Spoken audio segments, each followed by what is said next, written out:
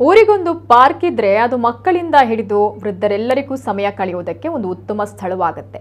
ಹೀಗಾಗಿ ಊರಿಗೊಂದು ಪಾರ್ಕ್ ಬೇಕು ಅಂತ ಹಲವಾರು ಕಡೆಗಳಲ್ಲಿ ಜನರು ಸ್ಥಳೀಯ ಆಡಳಿತದ ಜೊತೆ ಹೋರಾಟ ಕೂಡ ಮಾಡ್ತಾರೆ. ಆದರೆ ಅದೊಂದು ಊರಲ್ಲಿ ದಾನಿಯೊಬ್ಬರು ತಮ್ಮದೇ ಖರ್ಚಿನಲ್ಲಿ ನಿರ್ಮಿಸಿಕೊಟ್ಟ ಪಾರ್ಕ್ ಸತ್ಯ ಊಟಕ್ಕೆ ಇಲ್ಲದ ಉಪ್ಪಿನಕಾಯಿ ಅಂತಾಗಿದೆ. ಅಷ್ಟಕ್ಕೂ ಆ ಪಾರ್ಕ್ ಏನಾಗಿದೆ ಅನ್ನೋದರ ಡೀಟೇಲ್ ರಿಪೋರ್ಟ್ ಇಲ್ಲಿದೆ.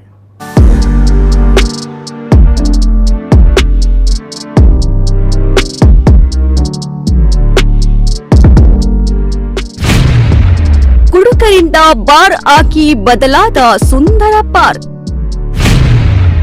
ಅನೈತಿಕ ಚಟುವಟಿಕೆ ನಡೆದ್ರೂ ಸ್ಥಳೀಯಾಡಳಿತದ ಮೌನ.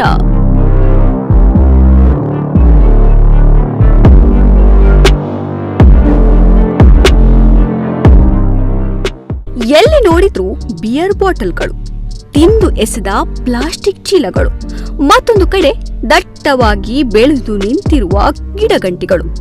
ಇನ್ನು ಇದೊಂದು ಪಾರ್ಕ್ ಆಗಿತ್ತು ಅನ್ನೋದಿಕ್ಕೆ ಸಾಕ್ಷಿಯಾಗಿರುವ ಕಲ್ಲು ಬೆಂಚು, ತುಕ್ಕು ಹಿಡಿದ ಜೋಕಾಲಿ ಹಾಗೂ ಕಿತ್ತು ಹೋದ ಜಾರುಬಂಡಿ.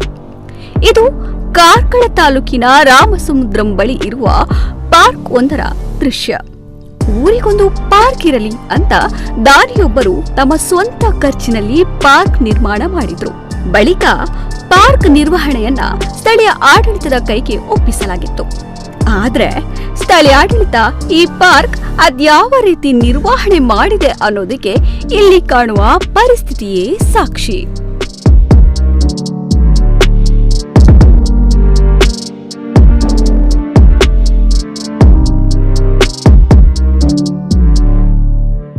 ಪಾರ್ಕ್ ನಿರ್ವಹಣೆ ಮಾಡದೆ ಗಿಡಗಂಟಿಗಳು ಬೆಳೆದ ಕಾರಣ ಜನರು ಈ ಪಾರ್ಕ್ಗೆ ಬರೋದನ್ನೇ ನಿಲ್ಲಿಸಿದ್ರು. ಯಾವಾಗ ಜನರು ಬರೋದು ನಿಂತು ಹೋಯ್ತೋ ಆವಾಗ್ಲೇ ಕುಡುಕರಿಗೆ, ಅನೈತಿಕ ಚಟುವಟಿಕೆ ನಡೆಸುವವರಿಗೆ ಇದು ಸ್ವರ್ಗವಾಗಿ ಬದಲಾಗಿದೆ. ಸಂಜೆಯಾಗುತ್ತಿದ್ದಂತೆ ಬಾಟ್ಲಿಯೊಂದಿಗೆ ಪಾರ್ಕ್ಗೆ ಎಂಟ್ರಿ ಕೊಡುವ ಕುಡುಕರು ಎಲ್ಲೆಂದರಲ್ಲಿ ಬಾಟ್ಲಿಗಳನ್ನ ಎಸೆದು ಹೋಗ್ತಿದ್ದಾರೆ. ಇನ್ನು ಇಲ್ಲೇ ಜೂಜಾಟ ಕೂಡ ನಡೀತಾ ಇದೆ ಅನ್ನೋ ಆರೋಪ ಕೂಡ ಇದೆ. ಆದ್ರೆ ಇದೆಲ್ಲದಕ್ಕೂ ಲಗಾಮು ಹಾಕಬೇಕಾದವರು ತಮಗೂ ಇದಕ್ಕೂ ಸಂಬಂಧವೇ ಇಲ್ಲ ಅನ್ನೋ ರೀತಿಯಲ್ಲಿ ವರ್ತಿಸುತ್ತಿದ್ದಾರೆ. ಈ ಕಾರಣದಿಂದ ದಾನಿಯೊಬ್ಬರು ನೀಡಿದ ಪಾರ್ಕ್ ಇದೀಗ ಊಟಕ್ಕೆ ಇಲ್ಲದ ಉಪ್ಪಿನಕಾಯಿಯಂತೆ ಆಗಿದ್ದು ಅನೈತಿಕ ಚಟುವಟಿಕೆಯ ಅಡ್ಡೆಯಾಗಿ ಬದಲಾಗಿದೆ. ಈ ರಾಮಸಮುದ್ರ ಪರಿಸರದಲ್ಲಿ ಇರುವಂಥ ಮತ್ತೊಂದು ಇದರ ಒಂದು ಹೆಮ್ಮೆ ಅಂತ ಹೇಳಿದರೆ ಒಂದು ಪಾರ್ಕ್ ಮಾಡಿದರು. ಇದನ್ನು ಸನ್ಮಾನ್ಯ ಶ್ರೀ ವೀರಪ್ಪ ಮೊಯ್ಲಿಯವರು ಅವರ ಆಡಳಿತಾವಧಿಯಲ್ಲಿ ಈ ಬಂಡೆಕಲ್ಲುಗಳ ಪ್ರದೇಶವನ್ನು ಬಹಳಷ್ಟು ಖರ್ಚು ಮಾಡಿಸಿ ಮಣ್ಣನ್ನು ಹಾಕಿಕೊಂಡು ಒಂದು ಸುಂದರವಾದ ಒಂದು ಪಾರ್ಕ್ ಮಾಡಿ ಸಾರ್ವಜನಿಕರಿಗೆ ಒಂದು ನೆಮ್ಮದಿಯ ತಾಣವನ್ನಾಗಿ ನಿರ್ಮಾಣ ಮಾಡಿಕೊಂಡಿದ್ದರು. ಕಾಲಕ್ರಮೇಣದಿಂದ ಸರ್ಕಾರಗಳು ಬದಲಾಯಿತು, ಜನಪ್ರತಿನಿಧಿಗಳ ಮುತುವರ್ಜಿಯು ಇದರ ಮೇಲೆ ಬದಲಾಯಿತು. ಈಗ ಇದು ಒಂದು ನಂಬರ್ 1 ಅನೈತಿಕ ಚಟುವಟಿಕೆಗಳ ತಾಣವಾಗಿಯೂ ಅದೇ ರೀತಿ ತ್ಯಾಜ್ಯವನ್ನು ಎಲ್ಲೆಂದರೆ ಅಲ್ಲಿ ಎಸೆಯುವಂತಹ ಒಂದು ತಾಣವಾಗಿ ಪರಿವರ್ತನೆಗೊಂಡಿದೆ.